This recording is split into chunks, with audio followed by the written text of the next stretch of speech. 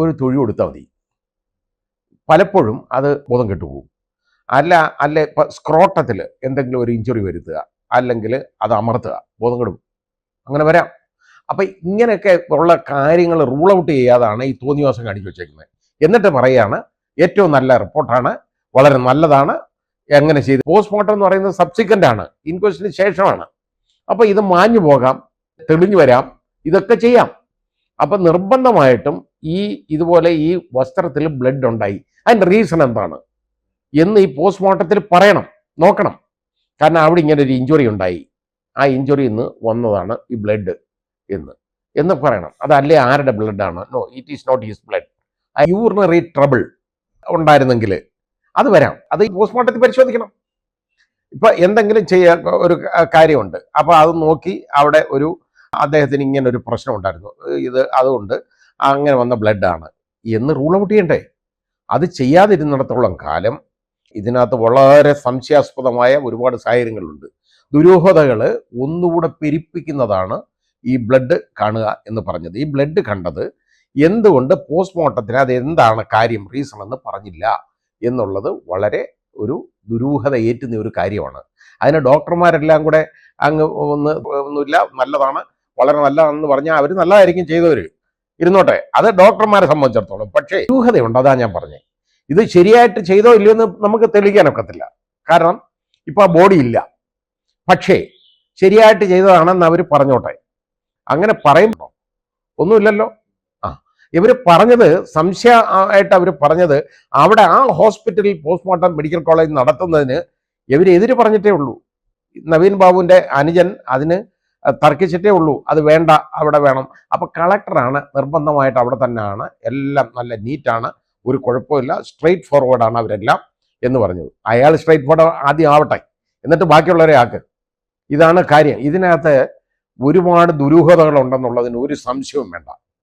ഇതിപ്പോൾ പോസ്റ്റ്മോർട്ടം ചെയ്ത ഡോക്ടർ ഇത് കാണണം എന്ന് ഞാൻ പറയുന്നില്ല, പക്ഷേ ഇങ്ങനെ ഒരു കാര്യം ഇൻക്വസ്റ്റ് റിപ്പോർട്ട് നോക്കിയിട്ട് ഇതിനകത്ത് ബ്ലഡ് വരാനുള്ള കാര്യം എവിടുന്ന് വന്നു എന്ന്. നമസ്കാരം. ഇന്ന് കേരളമെമ്പാടും ചർച്ച ചെയ്യുന്ന ഒരു വിഷയമാണ് ADM നവീൻ ബാബുവിൻ്റെ ദുരൂഹമായ മരണം അഥവാ അദ്ദേഹത്തിൻ്റെ ആത്മഹത്യ. എന്നാൽ ഇപ്പോൾ കേരളത്തിൻ്റെ പൊതുബോധം എത്തി നിൽക്കുന്ന ഒരു ധാരണയിലാണ് നവീൻ ബാബു ആത്മഹത്യ ചെയ്തതല്ല, അദ്ദേഹത്തെ അപായപ്പെടുത്തി കൊലപ്പെടുത്തിയത് തന്നെയാണ്. കണ്ണൂരിലും പരിസര പ്രദേശങ്ങളിലും ഈ അടുത്തിടെ നടന്നിട്ടുള്ള പല ഭൂമാഫിയകളുടെയും കോറി മാഫിയകളുടെയും ചില പെട്രോൾ പമ്പ് സംരംഭങ്ങളുടെയും എല്ലാം അനധികൃതമായ ദുരൂഹമായ പല ഇടപാടുകളും നവീൻ ബാബു കണ്ടെത്തിയിട്ടുണ്ടായിരുന്നു. അത് കൃത്യമായി തന്നെ അദ്ദേഹം ഒരു ഫയലായി രൂപീകരിച്ച് തൻ്റെ കയ്യിൽ സൂക്ഷിച്ചിട്ടുണ്ടായിരുന്നു. നവീൻ ബാബു കണ്ണൂരിന് വെളിയിലേക്ക് പോകുന്ന പക്ഷം ഇത്തരം വിവരങ്ങൾ പുറത്തു വന്നാൽ തങ്ങളുടെ നിലനിൽപ്പിനെ ബാധിക്കും എന്ന് മനസ്സിലാക്കിയ ഒരു പറ്റം ആളുകളാണ് നവീൻ ബാബുവിനെ അപായപ്പെടുത്തിയിരിക്കുന്നത് എന്നുള്ള ധാരണയിലേക്കാണ് ഇപ്പോൾ കേരളത്തിൻ്റെ പൊതുബോധം എത്തി നിൽക്കുന്നത്. ഈ വിഷയത്തിൽ ജസ്റ്റിസ് കമാൽ പാഷ നടത്തിയ അഭിപ്രായ പ്രകടനങ്ങൾ ഏറെ ശ്രദ്ധേയം തന്നെയാണ്. ഒരു മാധ്യമത്തിന് നൽകിയ അഭിമുഖത്തിലാണ് അദ്ദേഹം ഇത്തരം കാര്യങ്ങൾ തുറന്നടിച്ചത്. തൻ്റെ നിയമ വ്യവഹാര രംഗത്ത് താൻ ജഡ്ജിയായിരിക്കുമ്പോൾ ഏതാണ്ട് 500-ലധികം കൊലപാതക കേസുകൾ താൻ കണ്ടിട്ടുണ്ട്, 500-ലധികം പോസ്റ്റ്മോർട്ടം റിപ്പോർട്ടുകൾ താൻ കണ്ടിട്ടുണ്ട്. പക്ഷേ അവയിലൊന്നും തന്നെ പരാമർശിക്കപ്പെടാത്ത, അവയിലൊന്നും കാണാത്ത രീതിയിലുള്ള വളരെ ദുരൂഹമായ ചില സംഗതികൾ നവീൻ ബാബുവിൻ്റെ മരണവുമായി ഇഴുകിച്ചേർന്ന് നിൽക്കുന്നു. നവീൻ ബാബുവിൻ്റെ ഇൻക്വസ്റ്റ് റിപ്പോർട്ടും പോസ്റ്റ്മോർട്ടം റിപ്പോർട്ടും എല്ലാം കെട്ടിച്ചമച്ചതാണ്, അല്ലെങ്കിൽ പരസ്പരം വിരുദ്ധമായി നിൽക്കുന്നു, പൊരുത്തക്കേടുകൾ ഉള്ളതാണ് എന്നാണ് ജസ്റ്റിസ് കമാൽ പാഷ ഒരു മാധ്യമത്തിന് നൽകിയ അഭിമുഖത്തിൽ തുറന്നു പറഞ്ഞത്. ഇതിൽ നിന്നെല്ലാം മനസ്സിലാക്കേണ്ടത് നവീൻ ബാബുവിനെ ആരോ തൽപര കക്ഷികൾ ചേർന്ന് അപായപ്പെടുത്തിയത് തന്നെയാണ്, കൊലപ്പെടുത്തിയത് തന്നെയാണ്. എന്നാൽ അതിൻ്റെ വിശദാംശങ്ങൾ കണ്ടെത്തേണ്ടതുണ്ട് എന്ന് തന്നെയാണ് ഈ പോസ്റ്റ്മോർട്ടം റിപ്പോർട്ട് കൃത്യമായി പരിശോധിച്ചുകൊണ്ട് ഒരു ന്യായാധിപൻ എന്ന രീതിയിൽ വളരെ കാലം ഭാരതത്തിൻ്റെ നീതിന്യായ സംവിധാനങ്ങളിൽ പ്രവർത്തിച്ച ഒരു ജഡ്ജി എന്ന രീതിയിൽ ജസ്റ്റിസ് കമാൽ പാഷ തുറന്നടിച്ചത്. ജസ്റ്റിസ് കമാൽ പാഷയുടെ വാക്കുകളിലേക്ക് നമുക്കൊന്ന് കിടക്കാം. ഉള്ള ഒരു പ്രശ്നം ഇതിൽ എഴുതിയിട്ടുണ്ട്, external genitalia and anal orifice were normal എന്ന്.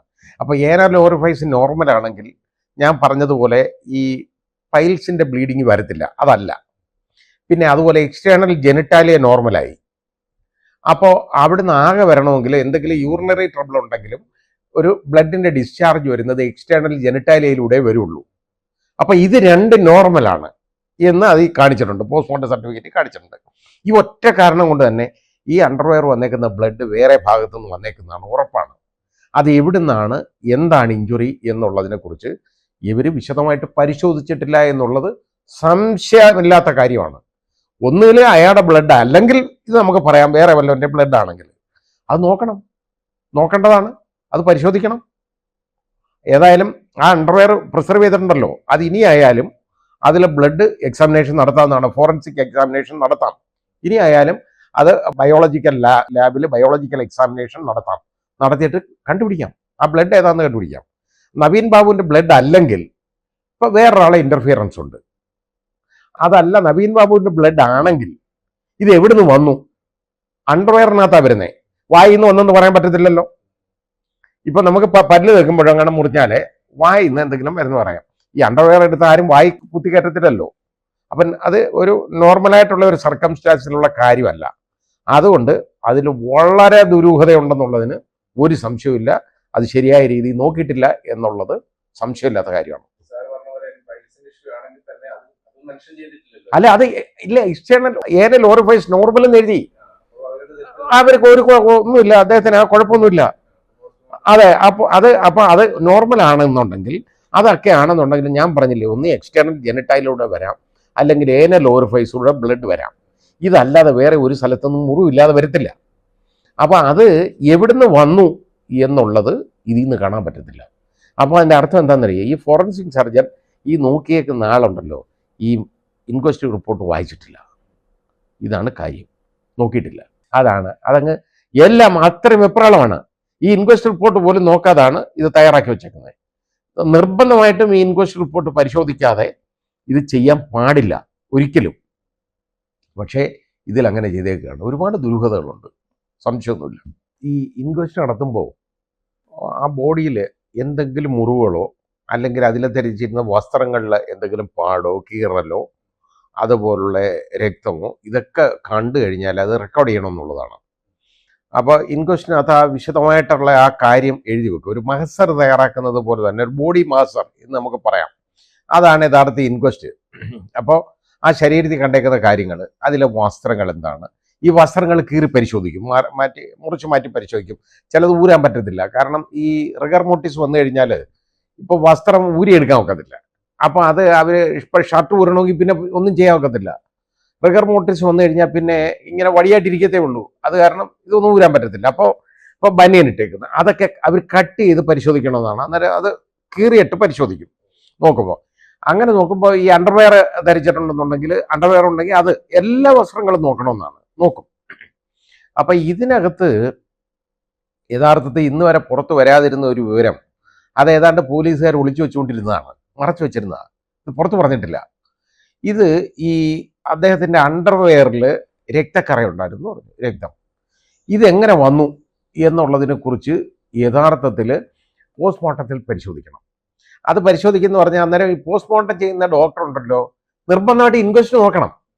ഇൻക്വസ്റ്റ് നോക്കാതെ പോസ്റ്റ്മോർട്ടം ചെയ്യാൻ പറ്റത്തില്ല. കാരണം ഇൻക്വസ്റ്റ് നോക്കിയിട്ട് ആൻറ്റി മോർട്ടം ഇഞ്ചുറീസ്, അതായത് ഈ ഡെഡ് ബോഡിയിൽ എന്തെങ്കിലും മുറിവുകളോ ചതവുകളോ ഉണ്ടായിരുന്നോ, ഇങ്ങനെയുള്ള കാര്യങ്ങൾ മുഴുവൻ നോക്കിയാലേ യഥാർത്ഥത്തിൽ ശരിയായ പോസ്റ്റ്മോർട്ടം നടക്കൂ. കാരണം ഒരു ഇഞ്ചുറി ഉണ്ടെങ്കിൽ, അല്ലെങ്കിൽ ഒരു ചതവുണ്ട്, കൺഡ്യൂഷൻ, അതിൻ്റെ അളവ് എത്രയാണ്, അത് എന്തുമാത്രം ഡീപ്പായിട്ടുള്ള, അതല്ലെങ്കിൽ ഒരു ഇൻസൈസ്ഡ് വൂണ്ട് ഉണ്ടെങ്കിൽ എന്തുമാത്രം ഡീപ്പാണ്, ഇതെല്ലാം നോക്കണം. അതെങ്ങനെ ഉണ്ടായത് മുഴുവൻ നോക്കണം. അങ്ങനെ നോക്കണമെങ്കിൽ ഇൻക്വസ്റ്റ് റിപ്പോർട്ട് കൂടെ നോക്കണം. കാരണം ഇൻക്വസ്റ്റിൽ കാണുന്ന കാര്യം, ഇപ്പോൾ മൃതദേഹത്തിൽ കണ്ട വസ്ത്രത്തിൽ ബ്ലഡ് ഉണ്ട്, ഇതെങ്ങനെ വന്നു, ഈ ബ്ലഡ് എവിടുന്ന് വന്നു, ഏത് ഇഞ്ചുറിയാണ് ഉണ്ടായത്, എങ്ങനെയാണ് ഉണ്ടായത്. ഇത് ഈ അണ്ടർവെയറിൽ ഇത് വരുന്നതിന് 2-3 സാഹചര്യങ്ങളുണ്ട്, ഞാനത് ബാക്കി പറയുന്നില്ല. അങ്ങനെ ഉള്ള കാര്യങ്ങളുണ്ട്. കാരണം ഈ ചിലപ്പോൾ, എന്നാലും രക്തം വരാറില്ല സാധാരണഗതിയിൽ. കാരണം ഇപ്പോൾ ഈ ഒരാൾ ഇപ്പോൾ ഇതുപോലെ തൂങ്ങി മരിക്കുകയോ അല്ലെങ്കിൽ തൂക്കി കൊല്ലുകയോ ഒക്കെ ചെയ്താൽ, അതായത് സൂയിസൈഡിൽ ഹാങ്ങിങ് ആയാലും ഹോമിസൈഡിൽ ഹാങ്ങിങ് ആയാലും തൂങ്ങിക്കഴിഞ്ഞ് കഴിഞ്ഞാൽ പലപ്പോഴും അത് ഒരു ഡിസ്ചാർജ് വരാറുണ്ട്. മനസ്സിലായി? സെമിനൽ ഡിസ്ചാർജ് മിക്കവാറും വരാറുണ്ട്. പക്ഷേ ബ്ലഡ് വരുന്നത് ഞാൻ കണ്ടിട്ടില്ല, എനിക്ക് എൻ്റെ അനുഭവത്തിലില്ല. അപ്പോൾ ഈ ബ്ലഡ് എങ്ങനെ ഈ അണ്ടർവെയറിൽ ഉണ്ടായി എന്നുള്ളത് വളരെയധികം അന്വേഷിക്കേണ്ടതാണ്. കാരണം അത് ഇതിൽ ഈ മരണത്തിലേക്കുള്ള ദുരൂഹതകൾ ഒരുപാട് വർദ്ധിപ്പിക്കുന്ന ഒരു കാര്യമാണ്. മാത്രമല്ല ഇതുണ്ടല്ലോ, ഈ വിവരം ഈ പോലീസുകാർ മറച്ചു വെച്ചേക്കുക, പുറത്ത് പറഞ്ഞിട്ടില്ല ഇങ്ങനെ സംഭവം ഉണ്ടായെന്ന്. അപ്പോൾ ഇൻക്വസ്റ്റ് റിപ്പോർട്ട് വിശദമായിട്ട് പരിശോധിച്ചപ്പോൾ മാത്രമേ അത് കാണുകയുള്ളൂ. അല്ലാതെ പോലീസ് കോടതിയിലും പറഞ്ഞിട്ടില്ല ഇങ്ങനെ ഇത് ഉണ്ട്, ഒരു ദുരൂഹതയില്ല എന്നാൽ ഇങ്ങനെ ഒരു ദുരൂഹതയില്ലാത്ത ഒരു മരണത്തിൽ അണ്ടർവെയറിൽ എങ്ങനെ ബ്ലഡ് വന്നു എന്നുള്ളത് അത് ആരുടെ ബ്ലഡാണ്? അത് ഈ നവീൻ ബാബുവിൻ്റെ തന്നെ ബ്ലഡാണോ അതോ വേറെ ഏതെങ്കിലും ബ്ലഡാണോ എന്താണ് എന്ന്? വേറെ ആരെങ്കിലും ബ്ലഡ് ആണെങ്കിൽ ഈ ഒരു അറ്റാക്കിന്റെ സാഹചര്യം പോലും നമുക്ക് റൂൾ ഔട്ട് ചെയ്യാൻ ഒക്കത്തില്ല. കാരണം അയാൾ വേറെ ഏതെങ്കിലും അയാളെ ഉപദ്രവിക്കുകയോ എന്തെങ്കിലും ചെയ്തപ്പോൾ കൈക്ക് മുറിവുണ്ടെങ്കിലോ അല്ലെങ്കിൽ അയാളെ ബ്ലഡോ പറ്റാം. അപ്പൊ ഇത് നവീൻ ബാബുവിന്റെ ബ്ലഡാണോ എന്നുള്ളത് നോക്കണം. ആ ബ്ലഡ് യഥാർത്ഥത്തിൽ കീപ്പ് ചെയ്തിട്ട് ഇത് പരിശോധിക്കണം, ഇത് ഏത് ബ്ലഡാണ് എന്നുള്ളത് നോക്കണമായിരുന്നു. ഇതൊന്നും ഒരു പരിശോധനയും നടത്തിയതായിട്ട് ഞാൻ മനസ്സിലാക്കുന്നില്ല. ഇപ്പോൾ പോസ്റ്റ്മോർട്ടം നടത്തിയേക്കുന്ന ഫോറൻസിക് ഡോക്ടറുടെ അവരുടെ അസോസിയേഷൻ്റെ ഒരു പ്രസ്താവന കണ്ടു, നല്ലതാണെന്ന്. അസോസിയേഷൻ അങ്ങ് തോന്നിയ ദിവസം വിളിച്ചു പറയാനാണോ അസോസിയേഷൻ ഇരിക്കുന്നത്? ഒരാൾ എന്തെങ്കിലും കുഴപ്പം കാണിച്ചു കഴിഞ്ഞാൽ ആ കുഴപ്പം പറയണം. അതിന് പകരം ഇപ്പൊ ഈ ഡോക്ടേഴ്സ് എല്ലാം കൂടി വെളിയിറങ്ങാണ്. അതായത് ഫോറൻസിക് സർജന്മാരുടെ അസോസിയേഷൻ അങ്ങ് ഏറ്റെടുക്കുകയാണ് ഇങ്ങനെയുള്ള കാര്യങ്ങൾ. അപ്പോൾ ഇത് ശരിയായ ജെനുവിൻ കോസ് ഏറ്റെടുക്കുന്നതിൽ ഒരു തെറ്റുമില്ല. പക്ഷേ ഒരു പോസ്റ്റ്മോർട്ടം നടത്തിയ ഡോക്ടർ നിർബന്ധമായിട്ടും നോക്കേണ്ട ഒരു കാര്യം ഇൻക്വസ്റ്റ് നോക്കണം. നോക്കിയാൽ ഈ ബോഡിയിൽ എന്തെങ്കിലും പരിക്ക് ആ സമയത്ത് കണ്ടിരുന്നോ എന്നുള്ളത് നോക്കണം. കാരണം പോസ്റ്റ്മോർട്ടം എന്ന് പറയുന്നത് സബ്സിക്വൻ്റ് ആണ്, ഇൻക്വസ്റ്റിന് ശേഷമാണ്. അപ്പോൾ ഇത് മാഞ്ഞു പോകാം, തെളിഞ്ഞു വരാം, ഇതൊക്കെ ചെയ്യാം. അപ്പം നിർബന്ധമായിട്ടും ഇതുപോലെ ഈ വസ്ത്രത്തിൽ ബ്ലഡ് ഉണ്ടായി, അതിൻ്റെ റീസൺ എന്താണ് എന്ന് ഈ പോസ്റ്റ്മോർട്ടത്തിൽ പറയണം, നോക്കണം. കാരണം അവിടെ ഇങ്ങനെ ഒരു ഇഞ്ചുറി ഉണ്ടായി, ആ ഇഞ്ചുറി നിന്ന് വന്നതാണ് ഈ ബ്ലഡ് എന്ന് പറയണം. അതല്ലേ ആരുടെ ബ്ലഡാണ്? No, it is not his blood, അയാളുടെ ബ്ലഡ് അല്ലെങ്കിൽ അതല്ല എന്ന്. വേറെ ആരുടെയോ ആണ്. ഒരാളുടെ അണ്ടർവെയറിൽ ബ്ലഡ് വരണമെന്നുണ്ടെങ്കിൽ സാധാരണഗതിയിൽ അങ്ങനെ വരത്തില്ല. വരണമെങ്കിൽ വേറെ എന്തെങ്കിലും കുഴപ്പം കാണണം. അപ്പോൾ നിർബന്ധമായിട്ടും നോക്കേണ്ട. ഇപ്പോൾ ഇനി എന്തെങ്കിലും യൂറിനറി ട്രബിൾ ഉണ്ടായിരുന്നെങ്കിൽ അത് വരാം, അത് ഈ പോസ്റ്റ്മോർട്ടത്തിൽ പരിശോധിക്കണം. ഇപ്പം എന്തെങ്കിലും ഒരു കാര്യമുണ്ട്, അപ്പോൾ അത് നോക്കി അവിടെ അദ്ദേഹത്തിന് ഇങ്ങനെ ഒരു പ്രശ്നം ഉണ്ടായിരുന്നു, അതുകൊണ്ട് അങ്ങനെ വന്ന ബ്ലഡാണ് എന്ന് റൂൾ ഔട്ട് ചെയ്യണ്ടേ? അത് ചെയ്യാതിരുന്നിടത്തോളം കാലം ഇതിനകത്ത് വളരെ സംശയാസ്പദമായ ഒരുപാട് സാഹചര്യങ്ങളുണ്ട്. ദുരൂഹതകൾ ഒന്നുകൂടെ പെരുപ്പിക്കുന്നതാണ് ഈ ബ്ലഡ് കാണുക എന്ന് പറഞ്ഞത്. ഈ ബ്ലഡ് കണ്ടത് എന്തുകൊണ്ട് പോസ്റ്റ്മോർട്ടത്തിന് അത് എന്താണ് കാര്യം, റീസൺ എന്ന് പറഞ്ഞില്ല എന്നുള്ളത് വളരെ ഒരു ദുരൂഹത ഏറ്റുന്ന ഒരു കാര്യമാണ്. അതിന് ഡോക്ടർമാരെല്ലാം കൂടെ അങ്ങ് ഒന്നുമില്ല, നല്ലതാണ്, വളരെ നല്ലതാണെന്ന് പറഞ്ഞാൽ അവർ നല്ലതായിരിക്കും ചെയ്തവർ, ഇരുന്നോട്ടെ, അത് ഡോക്ടർമാരെ സംബന്ധിച്ചിടത്തോളം. പക്ഷേ ഈ കുഴപ്പം എന്താണ് എന്ന് പറയാനുള്ള ബാധ്യത ഇവർക്കുണ്ട്. അതില്ലാത്തിടത്തോളം കാലം ഇതിനകത്ത് ഒരുപാട് ദുരൂഹതകളുണ്ട്. ഒരു ഇഞ്ചുറി വരണം, ആ ഇഞ്ചുറി എവിടെ വന്നു, ആ ബോഡിയിലെ ഏത് പാർട്ടിൽ അണ്ടർവെയർ വരണമെങ്കിൽ സത്യത്തിൽ ഇപ്പോൾ ഒരാളെ ബോധം കെടുത്താൻ ഏറ്റവും എളുപ്പമുള്ള ഒരു ഞാനത് മനഃപൂർവ്വം പറയാത്തതാണ് എന്ന് പറയുന്നത് അയാളുടെ ആ പ്രൈവറ്റ് പാർട്സിൽ എന്തെങ്കിലും ഒരു ഇഞ്ചുറി വരുത്തുക എന്നുള്ളതാണ്. ഒരു തൊഴി കൊടുത്താൽ മതി, പലപ്പോഴും അത് ബോധം കെട്ടുപോകും. അല്ലെ ഇപ്പം സ്ക്രോട്ടത്തിൽ എന്തെങ്കിലും ഒരു ഇഞ്ചുറി വരുത്തുക, അല്ലെങ്കിൽ അത് അമർത്തുക, ബോധം കെടും, അങ്ങനെ വരാം. അപ്പം ഇങ്ങനെയൊക്കെ ഉള്ള കാര്യങ്ങൾ റൂൾ ഔട്ട് ചെയ്യാതാണ് ഈ തോന്നിവാസം കാണിച്ചു വെച്ചേക്കുന്നത്. എന്നിട്ട് പറയുകയാണ് ഏറ്റവും നല്ല റിപ്പോർട്ടാണ്, വളരെ നല്ലതാണ്, എങ്ങനെ ചെയ്തേക്കെ, ഇങ്ങനെ ചെയ്തേക്കാണ്, ശരിയായ പോസ്റ്റ്മോർട്ടമാണ് എന്നങ്ങ് വിളിച്ച് പറഞ്ഞുകൊണ്ടായില്ലല്ലോ. ആളുകൾ കൂടെ മനസ്സിലാവണ്ടേ, ഈ പാവങ്ങൾ കൂടെ ഒന്ന് തിരിച്ചറിയണമല്ലോ ഇതാണെന്ന്. ഇവരൊക്കെ വലിയ ആളുകളാണ്, നമ്മളൊക്കെ പാവങ്ങളാണല്ലോ, ഇവരൊന്ന് മനസ്സിലാക്കണമല്ലോ. ഞാനിത് ഒരുപാട് കണ്ടേക്കുന്നതല്ലേ, ഞാൻ 500 പരം കൊലക്കേസുകൾ എൻ്റെ മുമ്പേ നടന്നിട്ടുള്ളതാണ്, ഇത്രയും പോസ്റ്റ്മോർട്ടം സർട്ടിഫിക്കറ്റ്സ് ഞാൻ കണ്ടിട്ടുള്ളതാണ്. പക്ഷേ എനിക്ക് ഇതിനകത്ത് ദുരൂഹതയുണ്ട്, അതാ ഞാൻ പറഞ്ഞത്. ഇത് ശരിയായിട്ട് ചെയ്തോ ഇല്ലയോ എന്ന് നമുക്ക് തെളിയിക്കാനൊക്കത്തില്ല, കാരണം ഇപ്പോൾ ആ ബോഡി ഇല്ല. പക്ഷേ ശരിയായിട്ട് ചെയ്തതാണെന്ന് അവർ പറഞ്ഞോട്ടെ. അങ്ങനെ പറയുമ്പോൾ പോലും എന്തുകൊണ്ട് ഈ കാര്യം, ഇതിനെക്കുറിച്ച് അവരുടെ എക്സ്പ്ലനേഷൻ എന്താണ് എന്ന് കേൾക്കണം. ഇൻക്വസ്റ്റ് എന്ന് പറയുന്ന സാധനം ഒരു ബോഡി കണ്ടിട്ട് പരിശോധിച്ച് ഒരു പ്രേത വിചാരണ എന്ന് നമ്മൾ പറയുന്ന പ്രേത വിചാരണ എന്ന് പറയും. അപ്പം ഈ പ്രേതം എന്നൊക്കെ കേൾക്കുമ്പോൾ നമ്മൾ വിചാരിക്കും പ്രേതം എന്ന്. അപ്പോൾ ഇത് ഞാൻ പലപ്പോഴും ഞാൻ പറയാൻ സമ്മതിക്കുന്നത് പ്രേതം എന്ന് ഞാൻ ചോദിക്കാറുണ്ട്. മൃതശരീരം, ഒരാളുടെ മൃതദേഹം, ഈ മൃതദേഹം അതിനകത്ത് പ്രേതം എന്ന് നമ്മൾ പറയുന്ന പ്രേത വിചാരണ എന്നാണ് യഥാർത്ഥ ഇൻക്വസ്റ്റിൻ്റെ മലയാളമായിട്ട് ഇൻക്വസ്റ്റ് റിപ്പോർട്ടിന് കൊടുത്തേക്കുന്നത്. കാരണം ഈ മരിച്ച ആളുടെ വിചാരണ എന്ന് പറയാം, അയാളുടെ ബോഡി മുഴുവൻ പരിശോധിച്ചിട്ട് ആ ബോഡി സ്പീക്സ്, സംസാരിക്കുന്നു എന്നുള്ളതാണ് വൈപ്പ്. ആ ബോഡിയിലുള്ള എന്തെങ്കിലും പരിക്കുകളോ അടയാളങ്ങളോ മറുകെങ്കിലും ഉണ്ടെങ്കിൽ അത് അതിനകത്ത് കാണിക്കും. പക്ഷെ അത് ശരിയായ രീതിയിൽ ഉള്ള ഒരു ഇൻക്വസ്റ്റ് നടത്തിയാലേ ഇത് കാണാൻ പറ്റുള്ളൂ, അല്ലെങ്കിൽ അറിയത്തില്ല പലപ്പോഴും. ഇപ്പോൾ ഉദാഹരണമായിട്ട് എന്താണെന്നറിയോ, ഇപ്പോൾ ചിലപ്പോൾ ഒരാളെ നമ്മുടെ ഒരു ബോഡിയിൽ, ഇപ്പോൾ പ്രത്യേകിച്ച് ഒരു ഫീമെയിൽ ബോഡി അല്ലെങ്കിൽ നമ്മുടെ ഫ്ലഷി ആയിട്ടുള്ള ഭാഗത്ത് ഭംഗിയായിട്ടൊന്ന് പിടിച്ചൊന്ന് അമർത്തിയെന്നിരിക്കട്ടെ, നല്ലതായിട്ടൊന്ന് പിടിച്ച് മുറുക്കി കഴിഞ്ഞാൽ അത് കൺഫ്യൂഷൻ ഉണ്ടാവും അവിടെ പലപ്പോഴും. പക്ഷെ അത് അന്നേരം കാണത്തില്ല, അത് ഈ പോസ്റ്റ്മോർട്ടം സമയത്തോ അത് കഴിഞ്ഞോ ഇത് തെളിഞ്ഞു വരാം. അപ്പോൾ ഈ ഇൻക്വസ്റ്റ് കഴിഞ്ഞ് വലിയ താമസമില്ലാതെ പോസ്റ്റ്മോർട്ടം നടത്തുകയാണെന്നുണ്ടെങ്കിൽ പലപ്പോഴും ഈ ഇഞ്ചുറി വരണമെന്നില്ല. ഇപ്പോൾ ഒരു കൺഫ്യൂഷൻ, ഒരാളെ ഒരു തൊഴി കൊടുത്തു അല്ലെങ്കിൽ ഒന്ന് ഇടിച്ചു, അതിനൊന്നും, അതായത് വെപ്പൺ മൂലമല്ല, നമ്മുടെ കൈ കൊണ്ടാണ് എങ്കിൽ അല്ലെങ്കിൽ കാല് കൊണ്ട് തൊഴിക്കുകയൊക്കെ ചെയ്തു കഴിഞ്ഞാൽ ഇത് ആദ്യം അറിയത്തില്ല. ഇത് മണിക്കൂറുകൾ കഴിഞ്ഞിട്ട് ഇത് അവിടെ തെളിഞ്ഞു വരും. അങ്ങനെയുള്ളൂ. അത് ആ കൺഫ്യൂഷൻ അങ്ങനെ വരാം പലപ്പോഴും. ആ കൺഫ്യൂഷൻ ആദ്യം വരത്തില്ല, കാരണം ഈ ബ്ലഡ്, നമ്മുടെ ക്യാപ്പിലറീസ് ഉണ്ടല്ലോ, ചെറിയ ബ്ലഡ് വെസൽസ്, ആ ബ്ലഡ് വെസൽസ് പൊട്ടും. ഇത് ഇടിയിൽ പൊട്ടിയിട്ട് ആണ് അവിടെ ഈ തിണർപ്പുണ്ടാവുന്നത്. നമ്മുടെ ദേഹം എവിടെയെങ്കിലും ഒന്ന് തട്ടി നിൽക്കട്ടെ, ആദ്യം നമ്മൾ അങ്ങ് തുടച്ചു കളയൊന്നുമില്ല, വേദന വരും. കുറേ കഴിയുമ്പം ഒരു മിക്കവാറും അതേതാണ്ട് ഒരു 5-8 മണിക്കൂർ കഴിയുകയാണെങ്കിൽ ഇത് തെളിഞ്ഞു വരും. ഒരു നീല കളറോടുകൂടി നമ്മുടെ ദേഹം എവിടെങ്കിലും ഹാർഡ് ഓബ്ജക്റ്റ് തട്ടിക്കഴിഞ്ഞാൽ അത് തെളിഞ്ഞു വരും എന്ന് പറയുന്നത് പോലാണ് ഇത് ധൃതി പിടിച്ചുള്ള പോസ്റ്റ്മോർട്ടം. മനസ്സിലായില്ലേ? ആ ഇൻക്വസ്റ്റ് കഴിഞ്ഞ ഉടനെയുള്ള പോസ്റ്റ്മോർട്ടം, ഇതൊക്കെ വരുന്ന ഉടനെ ഇത് കാത്തു നിൽക്കാനൊന്നും അവർ തയ്യാറല്ലല്ലോ. അത് ഈ ഇഞ്ചുറി കാണാൻ പറ്റത്തില്ല പലപ്പോഴും. അത് കുറ്റമല്ലാതെ ആ ഡോക്ടറെയും കുറ്റം പറയാൻ പറ്റത്തില്ല, അതിന് പലപ്പോഴും കാണത്തില്ല.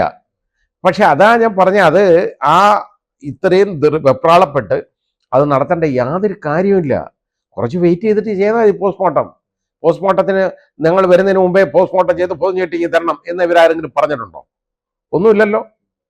ഇവർ പറഞ്ഞത്, സംശയമായിട്ട് അവർ പറഞ്ഞത്, അവിടെ ആ ഹോസ്പിറ്റലിൽ പോസ്റ്റ്മോർട്ടം മെഡിക്കൽ കോളേജ് നടത്തുന്നതിന് ഇവരെതിര് പറഞ്ഞിട്ടേ ഉള്ളൂ. നവീൻ ബാബുവിൻ്റെ അനുജൻ അതിന് തർക്കിച്ചിട്ടേ ഉള്ളൂ, അത് വേണ്ട, അവിടെ വേണം. അപ്പോൾ കളക്ടറാണ് നിർബന്ധമായിട്ട് അവിടെ തന്നെയാണ്, എല്ലാം നല്ല നീറ്റാണ്, ഒരു കുഴപ്പമില്ല, സ്ട്രെയിറ്റ് ഫോർവേഡാണ് അവരെല്ലാം എന്ന് പറഞ്ഞത്. അയാൾ സ്ട്രെയിറ്റ് ഫോർവേഡ് ആദ്യം ആവട്ടെ, എന്നിട്ട് ബാക്കിയുള്ളവരെ ആക്ക്. ഇതാണ് കാര്യം. ഇതിനകത്ത് ഒരുപാട് ദുരൂഹതകളുണ്ടെന്നുള്ളതിന് ഒരു സംശയവും വേണ്ട. ഇതിപ്പോൾ പോസ്റ്റ്മോർട്ടം ചെയ്ത ഡോക്ടർ ഇത് കാണണം എന്ന് ഞാൻ പറയുന്നില്ല. പക്ഷേ ഇങ്ങനെ ഒരു കാര്യം ഇൻക്വസ്റ്റ് റിപ്പോർട്ട് നോക്കിയിട്ട് ഇതിനകത്ത് ബ്ലഡ് വരാനുള്ള കാര്യം എവിടുന്ന് വന്നു എന്നുള്ളത് പറയാനുള്ള ബാധ്യതയുണ്ട്. അതൊന്നും ചെയ്യാതിരുന്നിട്ട് ഞങ്ങളെല്ലാം റെഡിയാണ് ചെയ്തതെന്ന് എന്ന അസോസിയേഷൻ പറഞ്ഞുകൊണ്ട് ഒരു കാര്യമില്ല.